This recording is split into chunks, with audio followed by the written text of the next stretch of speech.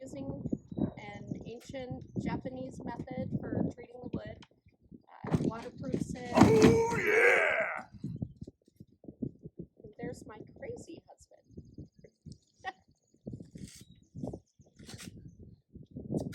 What you doing today, honey? Building Jason's art. Would you like to help me? Yes. Okay. Get the Kool-Aid off your beard.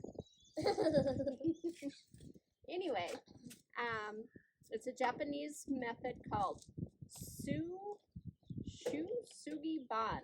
It's new to me too. You use a torch and burn the wood slightly so that it's waterproof. It keeps the bugs from getting in and damaging the wood, and they can use it for a yard decoration after the wedding when they bring it.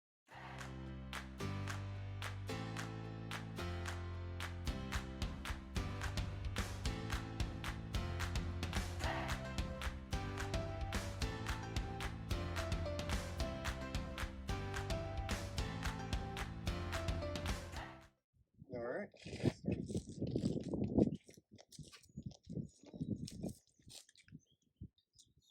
Don't burn my hair.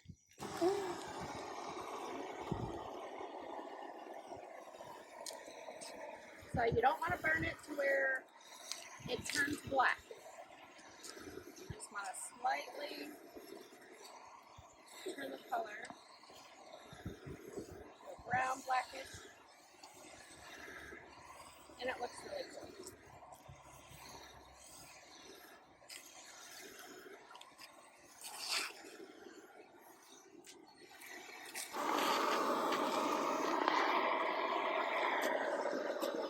When it's built, I'm going to add flowers. The wedding's on a lake. So it should look really cool with the water.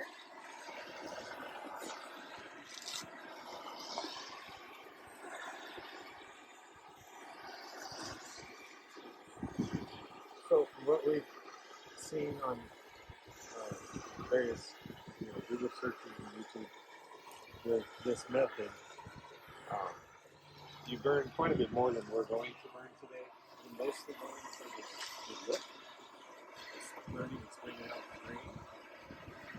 Mostly what we're doing. We are creating a charred surface that will help with the water moisture.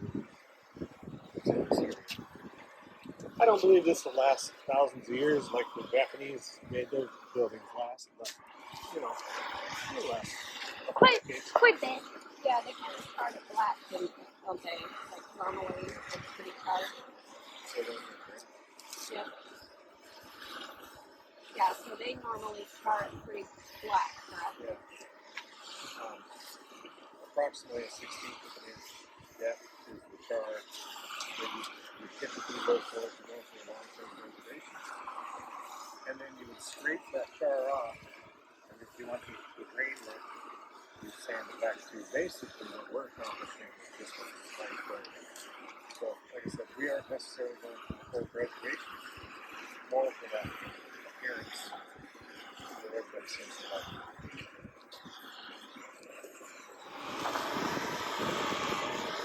We're planning on using a very similar method on the cabin. Rather than a little torch like this, we'll probably be using a weed burner. A little more aggressive. So this torch is working well for the 2x4s and the 1x material that we're going to use. So the material that we're charring currently, these 2x4s, it's just the inner framework of this wedding arch. And we're only doing this for a slight preservation. The outer skin of this wedding arch is going to be some 1x material, and that's the one that we're really looking for the proper look. So these 2x4s are going to be good practice.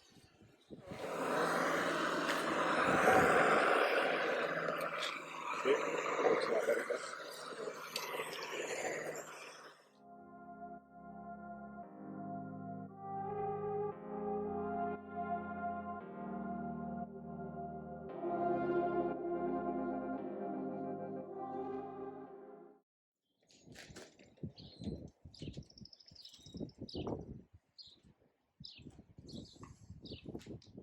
I don't know if it's very noticeable, but on the camera, but you get a little tiny bit of char that wipes off. And we're going to decorate these with various flowers decorations, so I'll get something to wipe them down.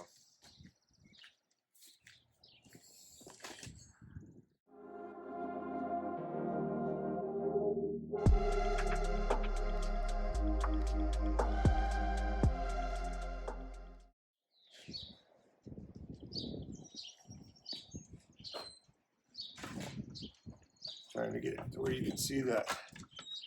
It's gorgeous. I really like it.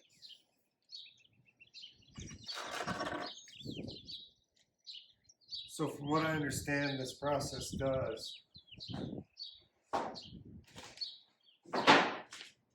is flame hardens the surface, which I guess in layman's terms I would put it as, or maybe hillbilly terms, more like what I prefer, is that it closes up all the pores in the wood. And you can feel it. It's a very smooth surface once you've done this. And you can see it, it's very shiny. And closing of the pores, I believe, is what makes the wood material more resistant to the moisture and the insects. Now, I do also understand that when you're done with the charring, that you should put some sort of oil on it, just to help with the, longevity of the wood. Well, today is a beautiful day. Sun's shining, feels great. So I'm moving things back outside, finish up. Today I'm going to start framing the inner portion of the wedding arch. My wife is off getting a hair appointment. She's got to get her hair done before the wedding, Personally, I think mine's gorgeous. Good to go, especially if they let me wear my ball cap to the wedding. All right, let's get her going.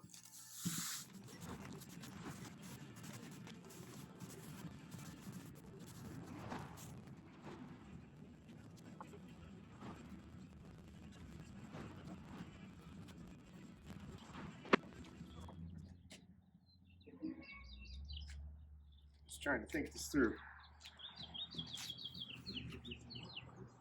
So I don't want to do any miter cuts on the corners. So I'm simply going to make the outer skin overlap the two side pieces that are outer skin. They're each a 1/2 inch thick. The face is 7 1/4. So basically I need to subtract 1 inch off so that the side pieces butt up to the back side of the face. So I need to be at 6 3/4 or 6 1/4.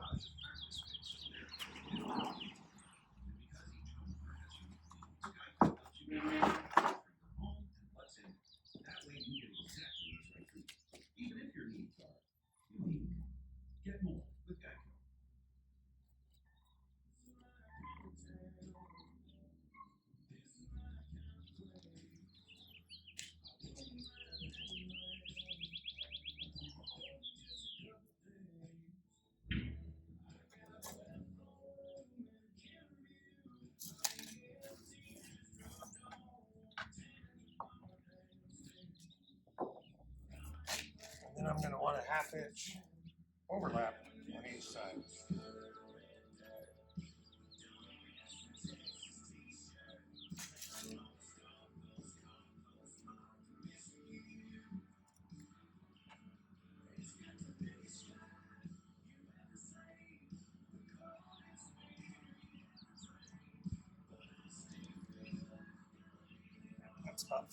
That's pretty close for now.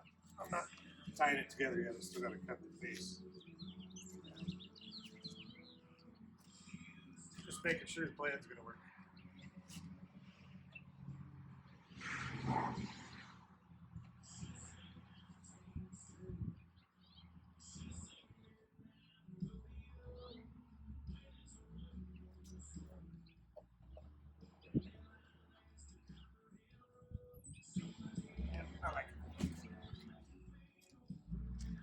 So the inner framework material I just bought, cheapest stud material you could get, which is I believe it's 92 5/8 length. So I'm going to cut this face piece down to match that. So I'm not used to Milwaukee. I just realized it's got a battery indicator on the side of the tool. That's kind of handy. I'm used to DeWalt where we can get a battery indicator on the battery. You can press the button there, but this one shows up when you pull the trigger. This one's half charged, so I put the old one on the charger.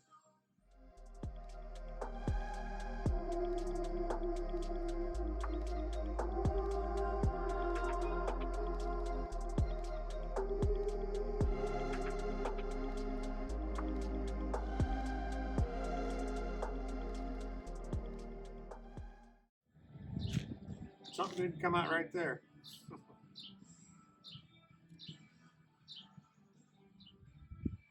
So I don't claim to be a carpenter by any means.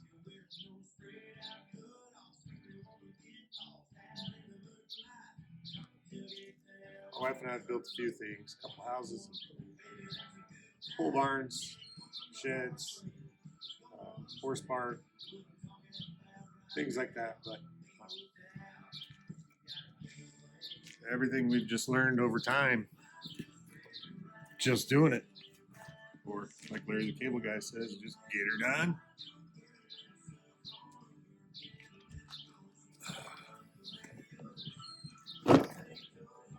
So, gotta figure out what's going on here.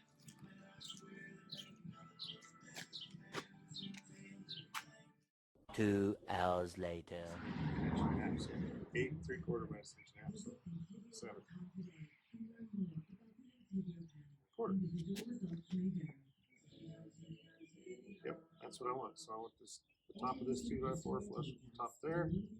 So this piece sits on top, you can screw the whole thing. 7 1/4 minus the 3.5 and 3.5, which is 7. So I need 1/4 inch gaps, 1/4 inch shims. Not sure what we got around here. Let's see what I can find. All right.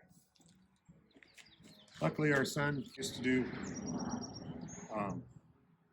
various home improvement as a business. And I found these shims here laying around while they're tapered. This thicker end is 1/4 inch. So I think that'll get me what I need.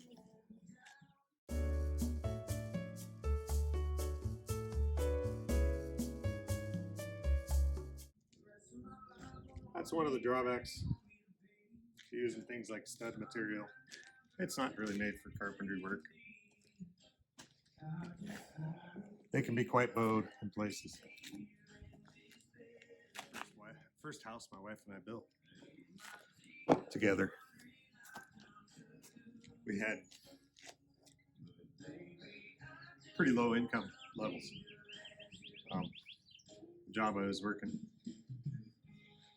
was they were trying to sell their business and they were cutting overhead. They didn't have much going on for sales, so my hours were cut back. I was barely getting 20 hours a week, and that was if I was sweeping the floors. So, and she picked up a job, part-time job, driving bus for morning and evening for the school kids. So that was the only income we had. And we were living in a mobile home. So we took what little bit of cash we could scrape up each week. I'd make a trip to the lumber yard, and we needed to build a house big enough for all of us, because that mobile home was 2-bedroom. We had 5 people living in it. So our son, the one that's getting married, was actually sleeping on the couch.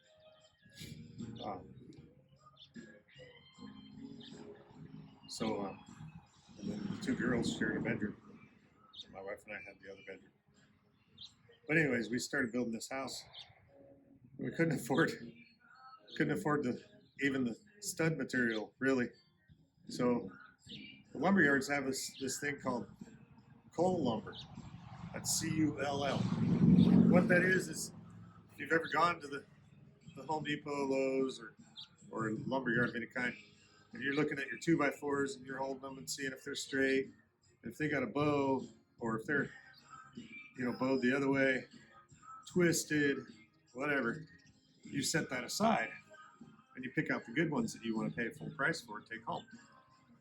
Well, eventually what the lumberyard will do is everything that's set aside that they know nobody's going to buy, they'll bundle it up and strap it and band it and put it outside and mark it as cull lumber for a very discounted price. I mean, we're talking 20-30% of the actual lumber cost. So we'd use whatever cash we could scrape up. We bought a bunch of cull lumber to build our first house. And man, that was a nightmare. It took a lot of effort trying to get things straight. You know, we'd have to build one board at a time basically and screw it in and suck it and use clamps like we're doing here and just suck it all straight and then anchor it in, and just added a lot of time, but time we had, cash we didn't. So we wound up building that entire house out of cash. Never got a loan for it. Pretty proud of that. And it was difficult, and I'm not going to say it was the best as far as square and aesthetics. It's a beautiful home, but if you look real close, corners and stuff, you can kind of see that she's not all that square. But hey, we lived in it for quite a few years. Eventually we sold it to one of our daughters, and she's still living there today.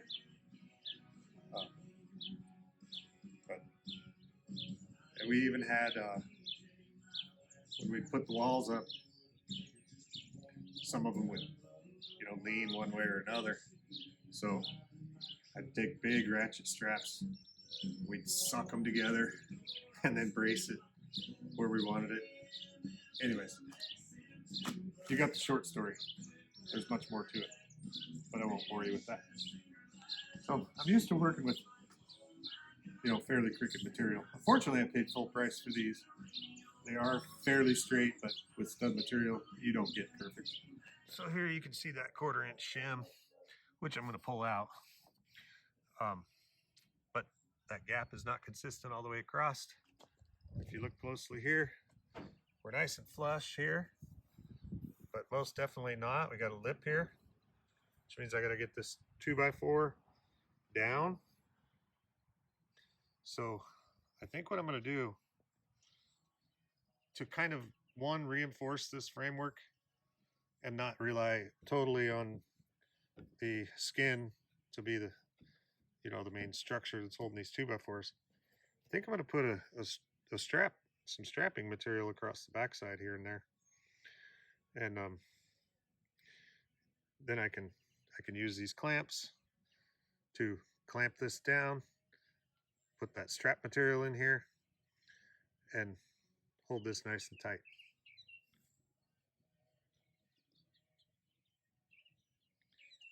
There's going to be a problem when I get to this side. Without taking this all back apart, I'm not going to be able to get to the strapping material here. So let's hope that this 2x4 that I'm putting here is a little straighter. I might pick out the straightest one I can find. I'm going to try just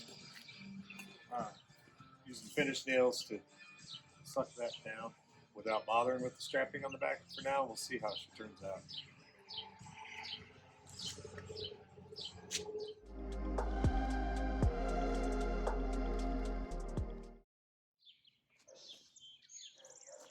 That really flushes it up nicely. Reposition this camera a little bit so you can see better. Looks like the battery's dead on this one. I've only been able to find one of these batteries, so I've got to see if there's a charger around. I'm probably gonna cut the camera off, find a charger for this, take a little break. I get a little fatigued fairly easy, so probably take a little break and get some food. Making a little lunch here, get my energy levels back up, and then we'll be back at it. Ran out of nails for the 18 gauge nailer, so I'm using a slightly bigger 15 gauge.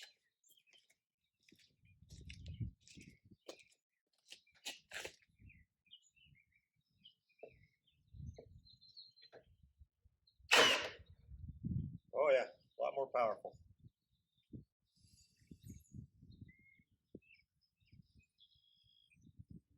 See if there's a way to turn this down some.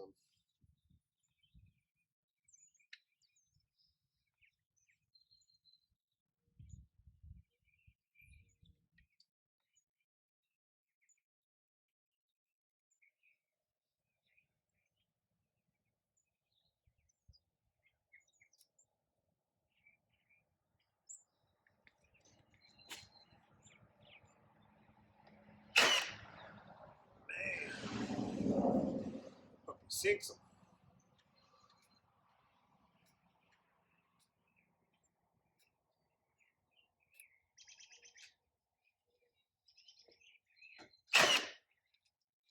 Whew. They're in there.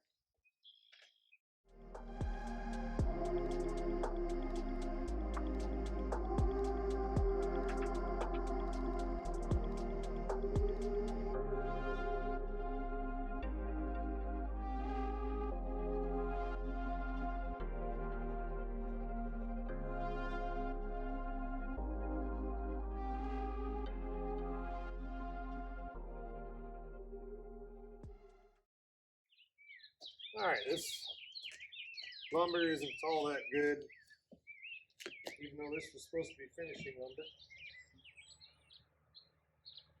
So I think what I'll do, I'm going to nail the one side, get her all flushed up on one side, and we'll try clamping, pushing this over tomato, because I got a lip here.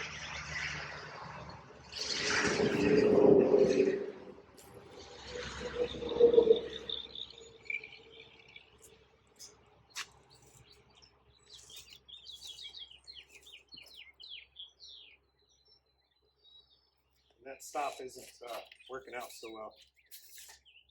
I'm going to be measuring and cutting each one because something's not right here.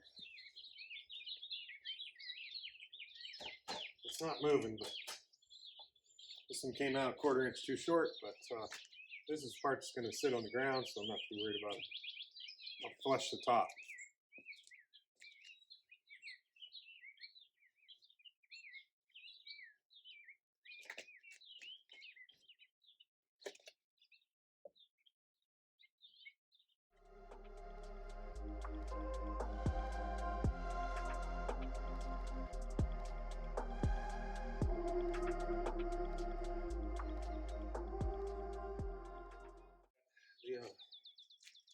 The only thing I can do is do the 2 ends, since they're lining up well, and then maybe when my wife gets back, I'll get her to slide a 2x4 in, or I will, one of us.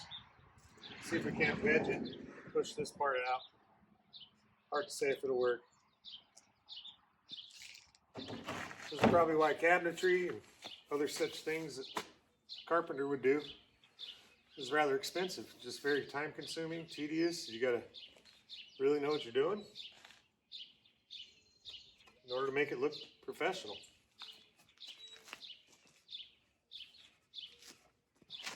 I'm sure you can't really see that in the camera, but it's bothering me. First vertical pillar is done.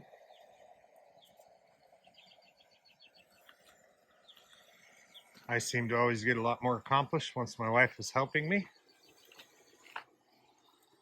instead of out running around shopping. She was getting a dress for one of our daughters after she got her hair done.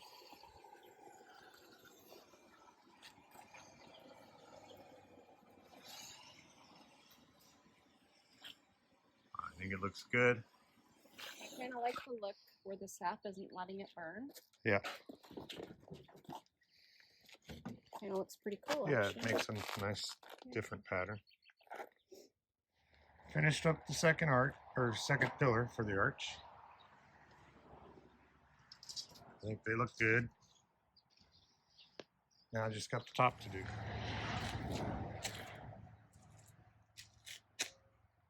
Well, I'm quite sore today, but tomorrow starts rain for 3 days straight, so I really need to get this finished. See how far I can get.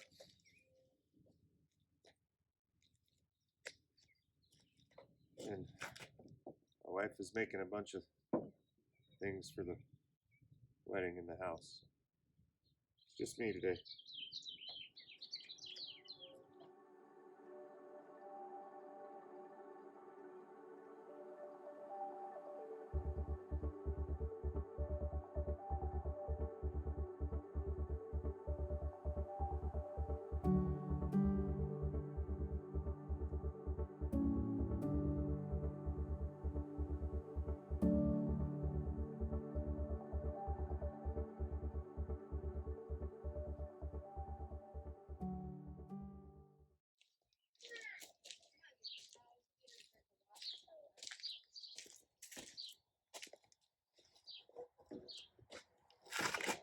So this is the header piece across the top of these two, and I'm making it longer than the stud length of 92 5/8. Actually making it the full 10 foot of the skin boards. It means I have to use 2 pieces of 2x4 in the framing at each point.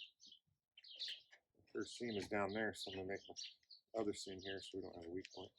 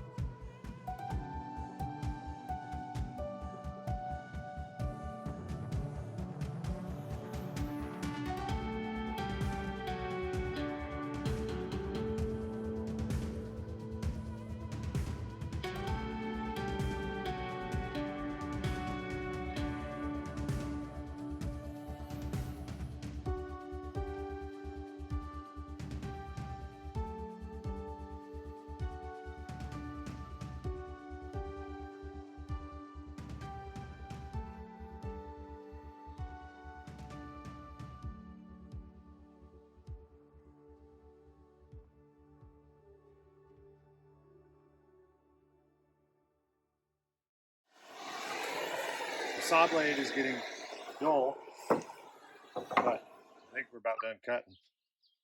Besides a few more 2x4s. But you can see these little chips on the end once you start getting dull. The other sign of a dull blade is it'll burn the end of the, or it'll burn the cut where the cut is, and you'll have a little bit of smoke coming up. Then you know your blade's dull.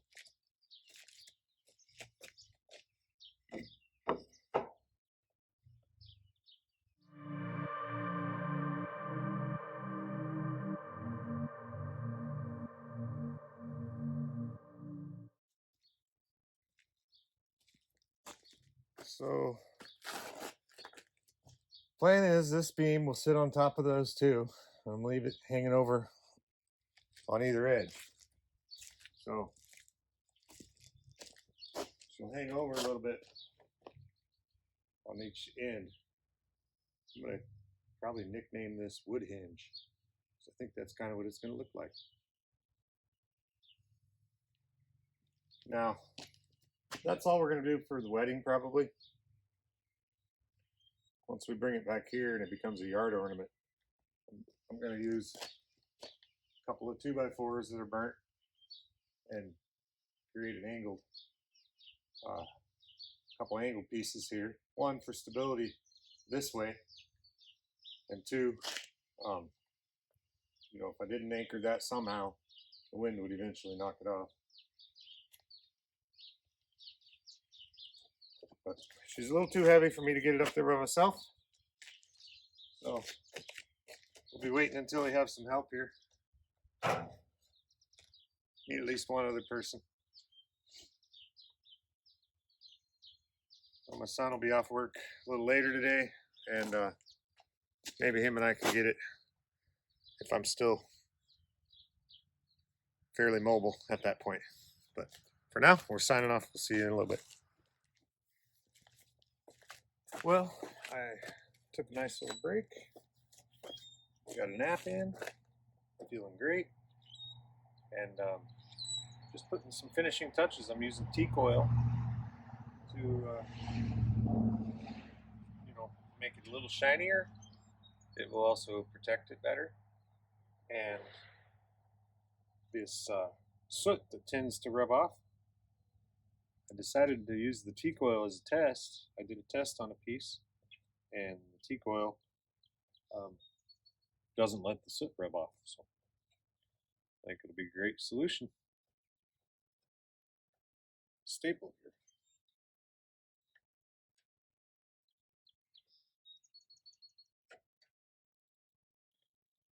Yeah, I'll have to get a pair of dikes to cut that off.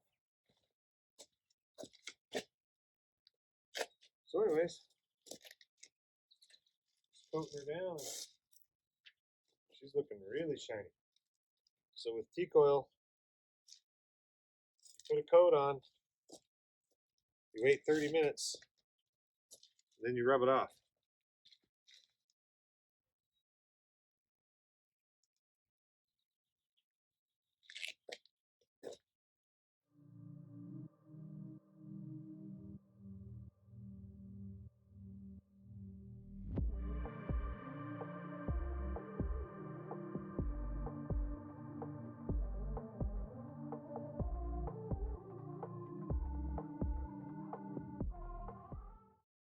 So T-coil is designed to soak into the pores, which in this case, because we did the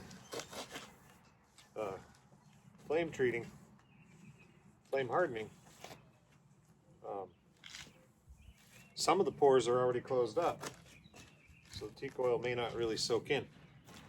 But anywhere that we didn't get the pores closed up, the T-coil soaks into it. And T-coil is a good preservative. They even use it on boats out in saltwater conditions. So I think it'll be great.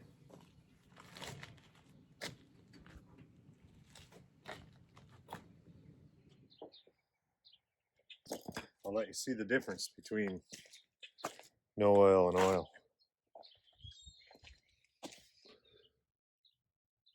It really shines it. I like it. And by the way, as far as I know, T-coil is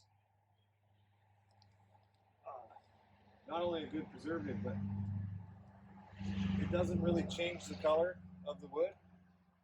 Now, I did a test piece on some bare wood, and you could see a slight change in color, but still pretty much the same. I'll show you that here in a second.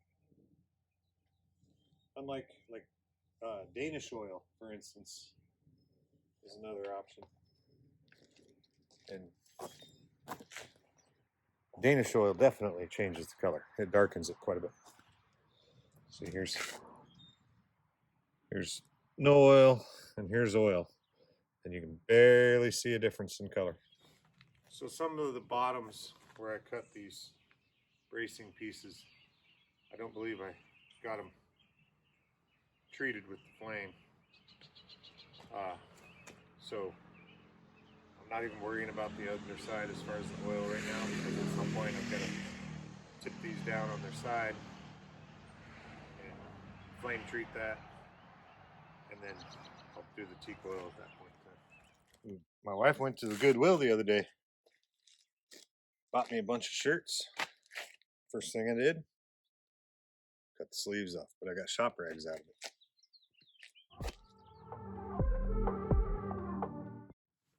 Wipe these down before the sun completely goes down. Probably won't bother filming then because the lighting won't be too good anyways.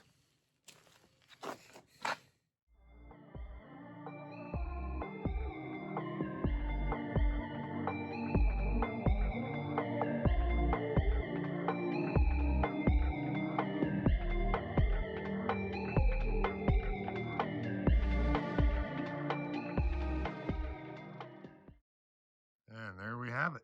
She's all done. Calling it wood hinge.